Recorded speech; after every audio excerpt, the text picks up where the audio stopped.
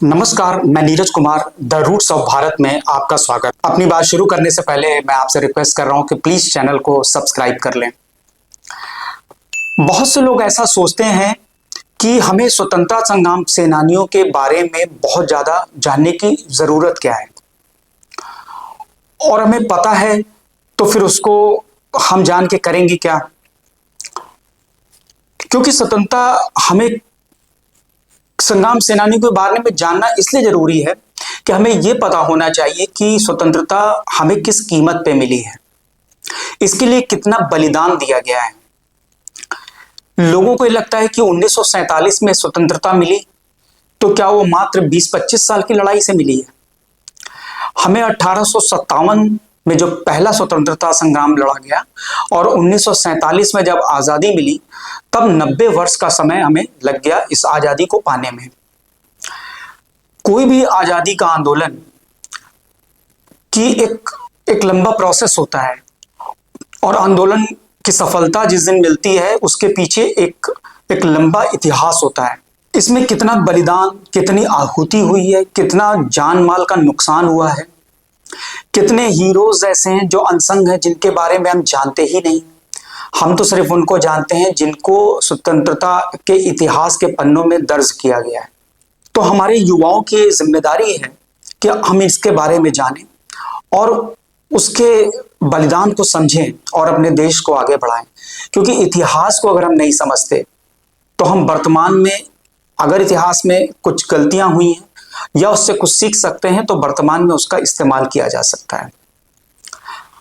और स्वतंत्रता संग्राम के आंदोलन में जो महिलाओं का योगदान है, इस पे उतनी चर्चा नहीं होती जितनी की चर्चा होनी चाहिए। हम सिर्फ रानी लक्ष्मीबाई तक ही सीमित रहते हैं। लखनऊ में बेगम हजरत महल ने जब विद्रोह का बिगुल बजाया तो उस समय लखनऊ की क्या स्थिति थी और किन परिस्थितियों में ये विद्रोह किया गया, इसके बारे में हम बात करेंगे। और वो पर्सनालिटी है बेगम हजरत महल। हजरत महल का जन्म फैजाबाद, जो आज का अयोध्या है, वहां पर हुआ था। इनके बचपन का नाम मोहम्मदी खानम था। एक तवाइफ के परिवार से ताल्लुक रखती थी। उसके बाद ये लखनऊ आई, जो अवध की राजधानी जब लखनऊ शिफ्ट हुई उस समय फैजाबाद से, तो ये वाजिद अली शाह के दरबार में थी। और उसके बाद जब इनको एक पुत्र ब्रजेश कद्र पैदा हुआ तो वाजिद अली शाह ने इनको बेगम हजरत महल का दर्जा दिया। जब 1857 के पहले डलहौजी ने डॉक्ट्रिन ऑफ लैप्स या हड़प की नीति शुरू की तो उन्होंने अलग अलग रियासतों को हड़पने के अलग अलग तरीके अपनाए। लखनऊ में उन्होंने जो नीति अपनाई वो भ्रष्टाचार और कुशासन की नीति अपनाई, और उस नीति के आधार पे उन्होंने वाजिद अली शाह को गिरफ्तार किया और उनको जबरन ही कलकत्ता की तरफ भेज दिया।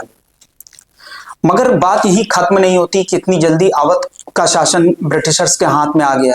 बेगम हजरत महल ने इसको अपना अपमान समझा और उन्होंने विद्रोह की ज्वाला को लखनऊ में भड़काया। मेरठ में 1857 में विद्रोह हुआ मंगल पांडे के द्वारा, तो लखनऊ या अवध उससे अछूता नहीं रहा। बेगम हजरत महल ने अपने नाबालिग बेटे ब्रजेश कद्र को अवध का नवाब बनाया और उनके संरक्षिका के रूप में अपने विद्रोह को धार देनी शुरू की। तो उन्होंने लखनऊ के आसपास के जो जमींदार थे, जो उनके अपने सैनिक थे और जो किसान और आम जनता थी, इनको उन्होंने जोड़ना शुरू किया। लखनऊ में इनके जो सहयोगी थे नाना साहब और मौलवी अहमदुल्ला शाह, ये इनके सहयोगी थे जो इनकी इस लड़ाई में भरपूर सहयोग कर रहे थे। तो ये पूरा युद्ध लखनऊ के आसपास के क्षेत्रों में लड़ा गया, जिसमें एक तो रेजिडेंसी के आसपास, दूसरा आलमबाग, मूसाबाग, ऐशबाग, चिन्हट, ये वो स्थान है जहां पे ये युद्ध बहुत भीषण तरीके से लड़ा गया। बख्शी का तालाब भी इसमें शामिल था। ये बात बहुत कम लोग जानते हैं। ज्यादातर लोगों को लगा कि ये लड़ाई जो है ये सिर्फ रेजिडेंसी के आसपास लड़ी गई, लेकिन लखनऊ के चारों तरफ सैनिक फैले हुए थे और ब्रिटिश सरकार को कड़ी टक्कर दे रहे थे। इस विद्रोह को दबाने के लिए कानपुर से आउटरम और हैवलॉक नाम के अफसरों को लखनऊ भेजा गया। उसके साथ एक बहुत बड़ी सेना भेजी गई और उन्होंने लखनऊ में जब इंटर किया तो उन्होंने सबसे पहले आलमबाग पे अपना कब्जा भी कर लिया। लेकिन आलमबाग से ये आगे नहीं बढ़ पा रहे थे, क्योंकि आलमबाग से जो हजरतगंज के पास का जो रास्ता है, इस पे लोगों ने गर्म पानी छतों पे रख लिया, बहुत बड़े बड़े पत्थर रखे कि जब सेनाएं गुजरेंगी ब्रिटिश की तो वो ऊपर से गर्म पानी और पत्थर फेंकेंगे, जिससे अंग्रेजी सेनाओं का आगे बढ़ना मुश्किल हो गया। तब अंग्रेजी सेनाओं ने दूसरा रास्ता अपनाया कि वो वहां से चले गए लामाटीनियर की तरफ, और वहां से वो फिर हजरतगंज होते हुए रेजिडेंसी की तरफ बढ़े। रेजिडेंसी में पहले से अंग्रेजों की सेनाएं थी, लेकिन वो चारों तरफ से उसको जो स्वतंत्रता संग्राम के जो जो योद्धा थे, इन्होंने इनको घेर रखा था। उसके बाद बहुत सारी टुकड़ियां फिर लखनऊ आई, क्योंकि जहां जहां विद्रोह ब्रिटिश सैनिक दबाते थे, उसके बाद वो सेनाएं लखनऊ की तरफ भेजी जा रही थी, और कभी अवध की सेना उन पे भारी पड़ती और कभी वो अवध की सेना पे भारी पड़ते। उसके बाद बहुत सारे धोखे हुए अवध की सेनाओं में, और धीरे धीरे और ब्रिटिश की सेनाएं अंदर की तरफ घुसने लगी। ब्रिटिश की सेनाओं ने फिर उसके बाद आलमबाग, फिर ऐशबाग और अंत में मूसाबाग और रेजिडेंसी पे फिर कब्जा किया। इस युद्ध में काफी सैनिक अवध के हताहत भी हुए और इधर उधर बिखर भी गए। फिर वहां से बेगम हजरत महल को अंततः लखनऊ से निकलना पड़ा और उन्होंने नेपाल जाके शरण ली, मगर नेपाल ने शरण देने से पहले उनको एक शर्त रखी कि शरण हम संरक्षण आपको देंगे, लेकिन अब आप राजनीतिक गतिविधियां यहां से नहीं करेंगे, क्योंकि उस समय नेपाल ब्रिटिश शासन के साथ मिलकर काम कर रहा था। ब्रिटिश शासकों ने सोचा कि ये स्वतंत्रता की लड़ाई में इनके सैनिक आए दिन हमला तो करते ही रहेंगे, तो क्यों ना एक चाल चली जाए। तो उस घोषणा में ये कहा गया कि ऊपर से लेके नीचे के पद तक जितने भी कर्मचारी हैं या सैनिक हैं, इसमें बेगम हजरत महल भी शामिल थी, कि अगर उनके खिलाफ कोई भी हत्या का मामला या आरोप नहीं है तो उनको छोड़ दिया जाएगा। लेकिन बेगम हजरत महल इस चाल को समझती थी कि हो सकता है कि सरेंडर करने के बाद उन सैनिकों को अरेस्ट कर लिया जाए, फिर उनको सजाएं दी जाएं, तो उन्होंने इसके खिलाफ कहा कि हम कोई आदमी इसमें, कोई भी व्यक्ति इसमें सरेंडर नहीं करेगा।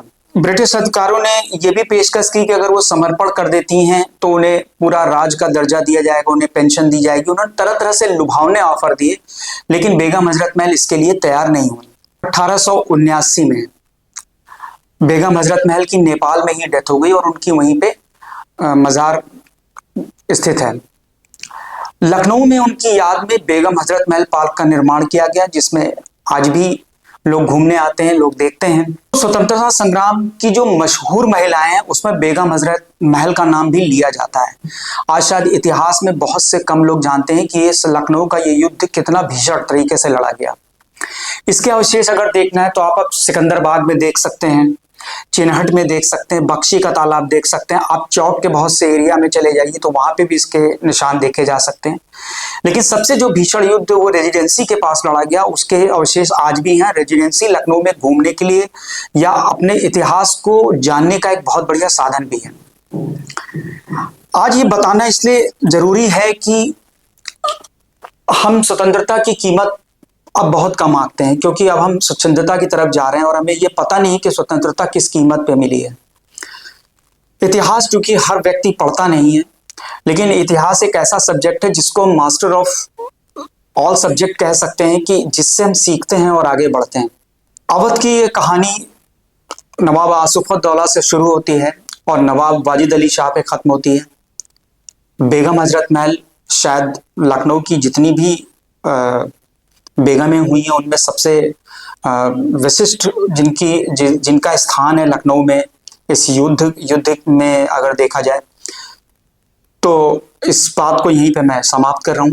प्लीज़ चैनल को लाइक करें, शेयर करें, कमेंट करें और चैनल सब्सक्राइब जरूर करें। इसी के साथ नमस्कार, धन्यवाद।